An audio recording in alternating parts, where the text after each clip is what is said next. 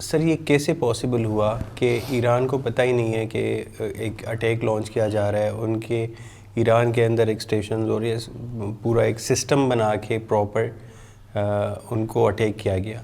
तो ये इजरायली जो है पिछले कई सालों से प्लान कर रहे थे और बड़े अच्छा ये प्लान करके उन्होंने एग्जीक्यूट किया है। जब भी आप अटैक करते हैं तो इसके 3 हिस्से होते हैं। पहला हिस्सा होता है कि पहले तो हम ये बात करें कि ये पहुँचे कैसे। जी। कोई भी फाइटर एयरक्राफ्ट जो है वर्ल्ड के अंदर 1.5 से पौने 2 घंटे की फ़्लाइट से ज़्यादा फ़्लाइट नहीं कर सकता।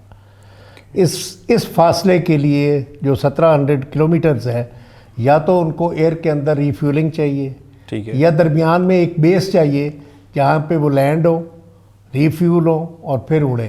ठीक है। तो इन दोनों में से एक बात हुई है। अगर रिफ्यूलिंग के लिए वो जाते तो तकरीबन आधा घंटे से 1 घंटा प्लस, और रिफ्यूलर्स भी चाहिए 200 जहाज़ों को रिफ्यूल करने के लिए। So it's a very classic type of effort जो उनको चाहिए थी। ठीक है। तो ये एक बहुत बड़ा डायलेमा है कि 200 जहाज़ इतना फासला तय करके फाइटर एयरक्राफ्ट वहाँ तक कैसे पहुँचे। इन्होंने ये जो स्ट्राइक की है इसको 3 हिस्सों में डिवाइड किया है। पहला होता है जी जिसको हम कहते हैं CAD। ये एब्रीविएशन है suppression of enemy air defence system. तो सबसे पहले तो उन्होंने जैमिंग के ज़रिए जो रेडार्स थे उनको जैम किया है। ठीक है। जिसकी वजह से वो टोटल ब्लाइंड हो गए जो ईरानियन थे। ठीक है। नंबर 2, उन्होंने कमांड एंड कंट्रोल को हिट किया है। उसमें जो टॉप लीडरशिप होती है वो भी कमांड एंड कंट्रोल का हिस्सा होती है। ईरान के आर्मी चीफ, एयरफोर्स चीफ, पासबान इनकलाब के चीफ, ये तो जर्नैल थे ना जो बड़े थे। जी जी। और उसके अलावा जो 6 साइंटिस्ट पहले अटैक में और 3 आज के अटैक में उन्होंने मार दिए।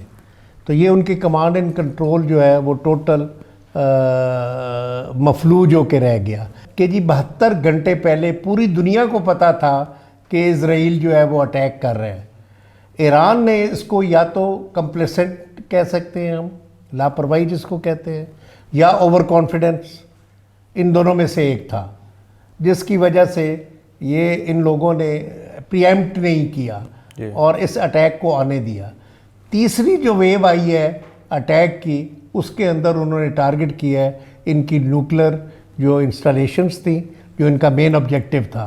पिछले 3 साल से उन्होंने अपने ड्रोन्स तेहरान के वस्त में किसी बिल्डिंग में छुपाए हुए थे, और जिस दिन ये अटैक हुआ है उस दिन उन्होंने ड्रोन्स को एक्टिवेट किया है।